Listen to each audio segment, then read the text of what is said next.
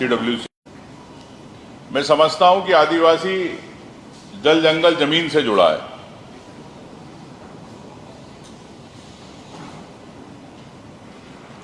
और एक प्राकृतिक पूजक है। सूर्य की पूजा, पेड़ पौधों की पूजा, फसल की पूजा,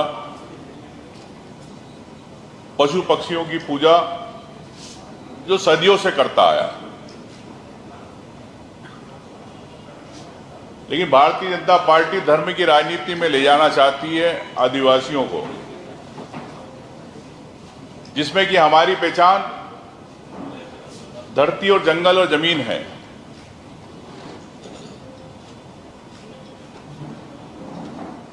विकास के बजाय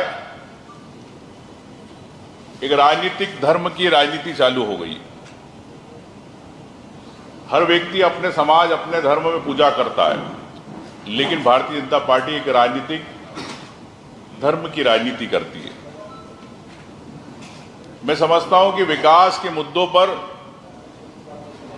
बीजेपी को फोकस करना चाहिए, जो आम जन के हैं मुद्दे, चाहे किसान के हो, चाहे युवाओं की नौकरी की बात हो, चाहे महंगाई की बात हो। बीजेपी किस प्रकार से आदिवासी क्षेत्रों में जमीनों को लेकर बंदरबाट कर रही है,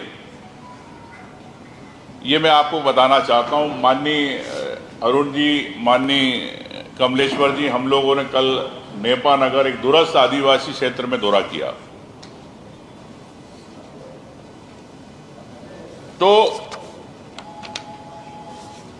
जो कई सालों से आदिवासी पट्टे जमीनों के हैं, जिनके पास, जिनकी पीढ़ियां गुजर गई, स्टेट टाइम के उनके पास कागज मिले। कईयों ने कल स्टेट टाइम के पेपर्स दिखाए कि ये इस समय के हमारे पेपर्स है और 2 पीढ़ी 3 पीढ़ी से हम यहां रह रहे हैं। और सिर्फ पूरे प्रदेश के अंदर मैं कह सकता हूं कि 6.5 लाख पट्टेदारी थे, लेकिन 3 लाख आदिवासियों को और अन्य समाज को जो वन अधिकार के पट्टे थे, उनके सरकार ने खारिज कर दिए। 2006 में ये कांग्रेस गवर्नमेंट लाई थी ये कानून। 2018-19 में कमलनाथ जी की सरकार में, कांग्रेस की सरकार ने 3-3.25 लाख पट्टे बांटे।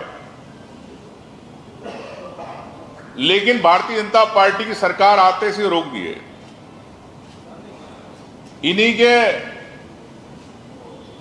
मुख्यमंत्री के शिवराज जी के कई वीडियो वायरल हुए। कोई उनको कागज देता था, कोई आदिवासी बोले ये बेगा है, इसको पट्टा मिलना चाहिए, तो शिवराज जी तो गायब हो गए, लेकिन आदिवासी को अभी तक जमीन का पट्टा नहीं मिला। और माननीय मुख्यमंत्री मोहन यादव जी ने आज तक इसको लेके, वन अधिकार आदिवासियों के पट्टों को लेके समीक्षा नहीं करी। और विजय शाह जी बड़े बेबाक है बोलने में, फॉरेस्ट में मोच काटी और आदिवासी मंत्री बने, आदिवासियों के पट्टों की बात नहीं कर रहे, चुप्पी साधे हुए। बाकी तो चुप्पी उनकी खुली रहती है। तो ये सरकार के मंत्री है, किस प्रकार से आदिवासियों को छल रहे हैं। प्रशासन ने, आपकी जानकारी के लिए, नेपा नगर क्षेत्र में 8000 पट्टे बगैर कोई कारण बताएं, आदिवासियों के पट्टे, अन्य समाज के पट्टे जो कई सालों से काबिज थे, उनके खारिज कर दिए। तो ये क्यों करे? मैं समझता हूं कि कथनी और करनी में फर्क है।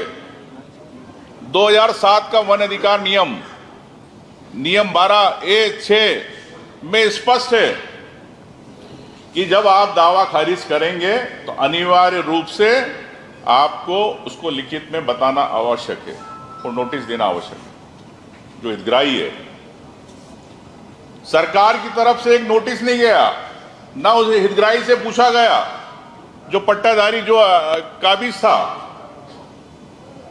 तो ये एक तरफा कह सकते हैं कि मनमानी है। मैंने वहां पे आदिवासियों से पूछा कि फॉरेस्ट के नीचे के लोग क्या करते हैं, फॉरेस्ट गार्ड। तो कोई एक आदिवासी भाई बोला कि बोले हमसे 10,000 ले लेते हैं, बोले जंगल काट दो, जंगल फाड़ दो, बना लो खेती। एक तरफ एक माधुरी बहन है आदिवासी मुक्ति संगठन की, वो जंगल अलग कटवा रही है। खड़े खड़े जंगल रातों रात पूरे मैदान बन रहे। उदाहरण के लिए नेपा नगर में सिवल के पास ये स्थिति बनी जब मैं मंत्री था, जब गया था, रातों रात जंगल काट दिए गए। तो और आदिवासी कभी जंगल नहीं काटता। ऐसे कौन लोग हैं जो आदिवासियों के बीच में होके जंगल कटवा रहे? वो सरकार और फॉरेस्ट अधिकारी कहते हैं कि आदिवासी काट रहे। तो इस पे भी सरकार को संज्ञान लेना चाहिए, जांच करना चाहिए, मैं समझता हूं। और अधिकारियों से मैंने बात करी तो बोले इनके पास प्रमाण नहीं थे, इसलिए हमने इनको पट्टा नहीं दिया। इसमें भी आपको बता दूं, वन अधिकार नियम 2007 रूल 13 में स्पष्ट है कि गांव में वन समिति रहती है, वन अधिकार समिति होती है, जिसमें बूढ़े बुजुर्ग लोग रहते हैं। अगर उन्होंने कहा कि यह व्यक्ति यहां पे 40 साल से काबिज है, तो उस वन अधिकार समिति ग्राम सभा के आधार पर उसको पट्टा मिलना चाहिए। तो अधिकारी बोलते हैं, सरकार बोलती प्रमाण नहीं थे। तो ये तो कानून में है, तो सीधे सुप्रीम कोर्ट की आपने अवहेलना करी। और मैं तो इससे भी एक आगे बात करता हूं एडवांस, कि आप सैटेलाइट इमेजरी क्यों नहीं निकालते?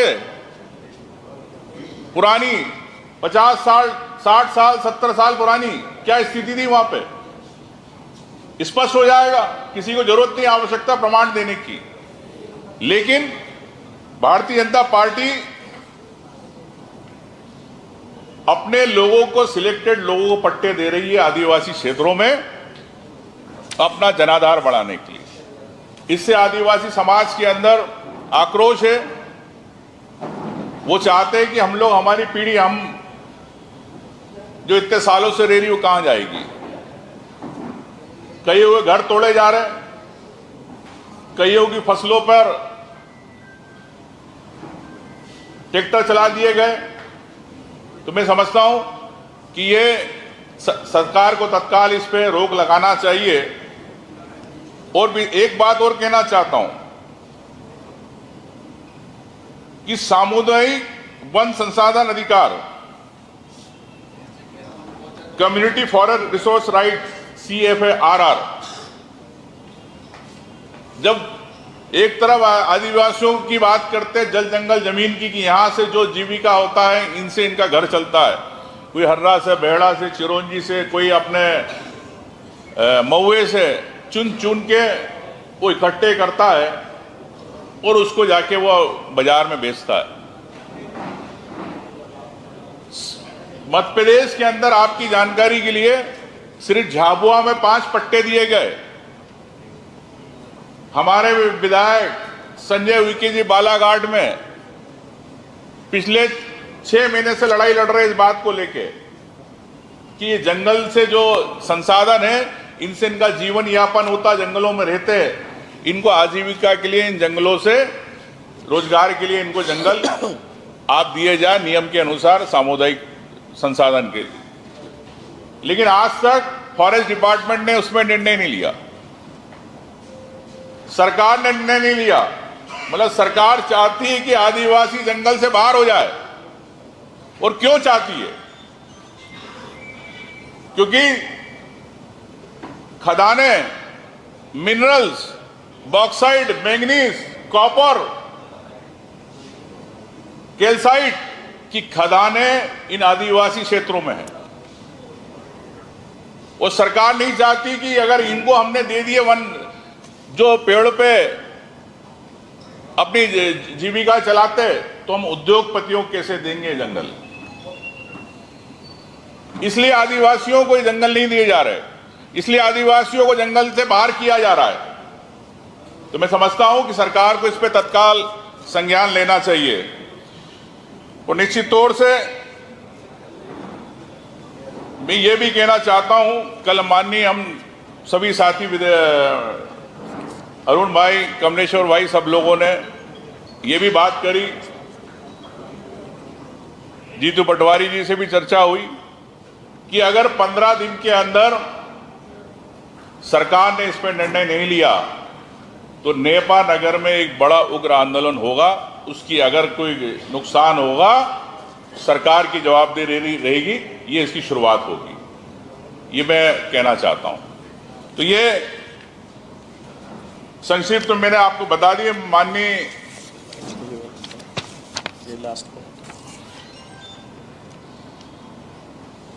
ये बोले वन मित्र को लेके जो पोर्टल है,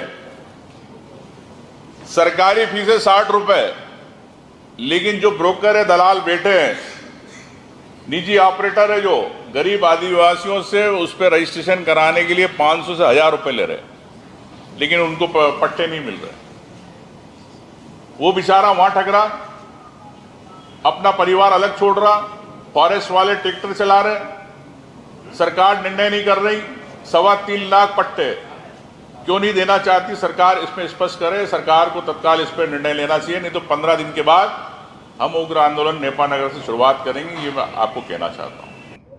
सागवान लगा हुआ है, आप चल के देख सकते हैं। जो एक आदिवासी भाइयों के खिलाफ जो एक अतिक्रमण की मुहिम चलाई जा रही है कि जंगल काट रहे हैं, लेकिन इसका विपरीत आप जाकर देख सकते हैं कि वहां जंगल लगाया जा रहा है। और हमने हजारों आदिवासी भाइयों को बोले किए और उन्होंने संकल्प लिया है कि हम नया कटने नहीं देंगे, लेकिन जो हमारा मालिकाना हक है, जो 35, 40, 50 साल से जहां पर हम काबू है, उसको हम देने नहीं देंगे। तो ये कल वहां हमारा सम्मेलन हुआ, उमंग भाई, कमलेश्वर भाई, हम सब लोग थे, चर्चा हुई, हमने कलेक्टर और एसडीएम और सरकार लोगों को बुलाया था, उससे चर्चा हुई है कि हमारी जायज मांग है, इसको पूरा करें, अन्यथा 15 दिन बाद पुनः हम सब लोग वहां पर एकत्रित होंगे। ये विशेष चर्चा आपसे करना चाह रहे थे। मैं चूंकि कमलेश्वर भाई भी हमारे साथ मौजूद थे वहां पर, उनके लिए कुछ टिप्स मैं उनसे कहूंगा कि वो आपका शेयर करें।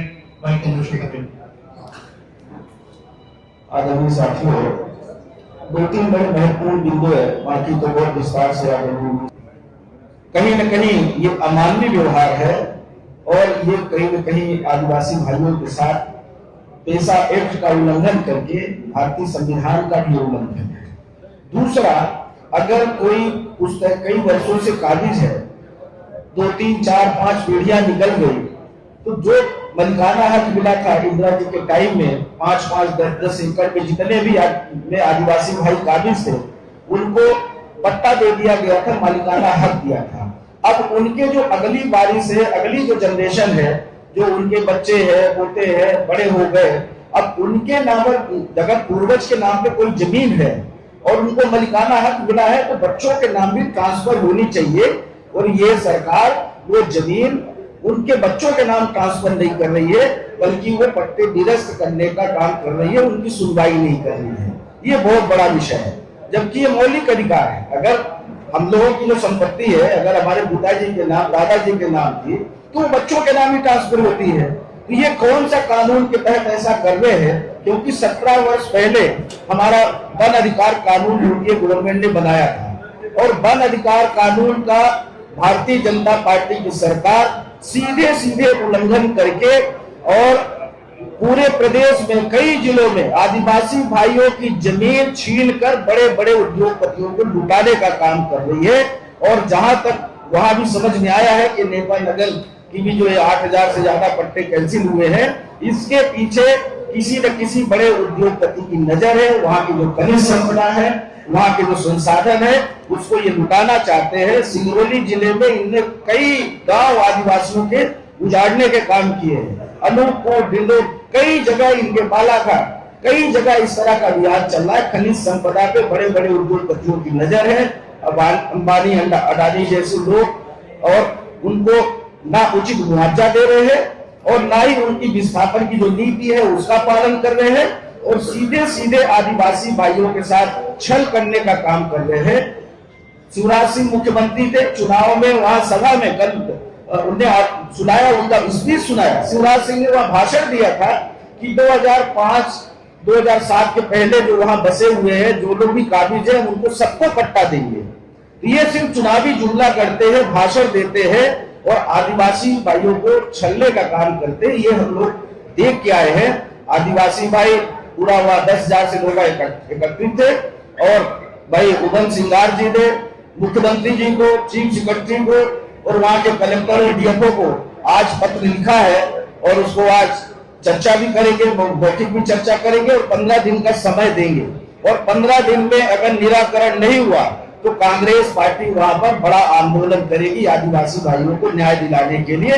और प्रदेश में जहां जहां भी इस तरह का विषय होगा, वहां उमंग सिंगार जी, कांग्रेस पार्टी के प्रदेश अध्यक्ष समेत हम सारे लोग मिलकर इस लड़ाई को लड़ेंगे, क्योंकि हमारे नेता हमेशा जल, जंगल और जमीन की जो हमारे आदिवासी भाइयों का अधिकार है उसके हनन नहीं होने देंगे। हमारे नेता राहुल गांधी जी का जन्मदिन भी है, और उन्होंने हमेशा, राहुल गांधी जी ने आदिवासी भाइयों को न्याय दिलाने के लिए काम किया है। खड़गे जी भी वही लगातार काम कर रहे हैं। कांग्रेस पार्टी ने इंदिरा जी से, जब पंडित जवाहरलाल नेहरू जी से लेके आदिवासी भाइयों को, जो हमारे दलित है, आदिवासी है, इनका जीवन स्तर उठाने का काम किया है। कांग्रेस पार्टी निरंतर करेगी। आप सबके माध्यम से आदरणीय राहुल गांधी जी के जन्मदिन पर हम सब कांग्रेस पार्टी के नेतागण और कार्यकर्ता पूरे प्रदेश की तरफ से बहुत बहुत बधाई और शुभकामना प्रेषित करते हैं।